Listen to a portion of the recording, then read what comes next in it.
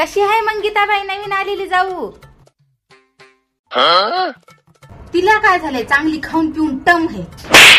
मला वाटलं माया देराचं लग्न होईल, जाऊ येईल, तेवढाच मला कामामध्ये हातभार होईल, आराम भेटल. तर कशाचं काय आलंय?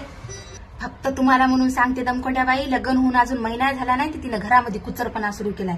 मया नवऱ्याच्या ताटात म्हणले की रोजही शिळी चपाती वाढायली ना आपल्या नवऱ्याच्या अशी तव्यावरची काढली की अशी तोंडामध्ये.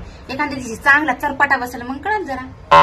काही नाही, सकाळी उठती 4 चपात्या टाकती आणि तेच तिला वाटते कायच काम केले की, आणि मग जेवण करायचं आणि पंख्याखाली जाऊन असं घारघूर झोपी जायचं. तुमची सासू काय म्हणत नाही का तिला? सासू तर शब्दाला दुखीत नाही माय. मायापेक्षा 2 तांबे आणि 4 वाट्या जास्त आणल्या तर माझी सासू तर फॅनच झाली तिची.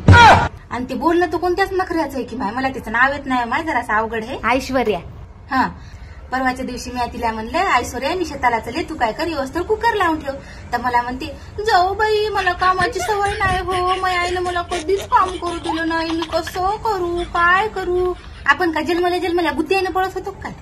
जस काय लई सुन बाई, तिच्या चुगल्या करू नको. तिच्या मायबापानं लई कष्टानं मोठं केलंय तिला. बरं तिच्या घरच्याने तिला लई कष्टानं मोठं केलं, लई पैसा लावला, लई लाड केला, आणि मी का माझ्या घरच्याला उकंड्यावर झपडली काय?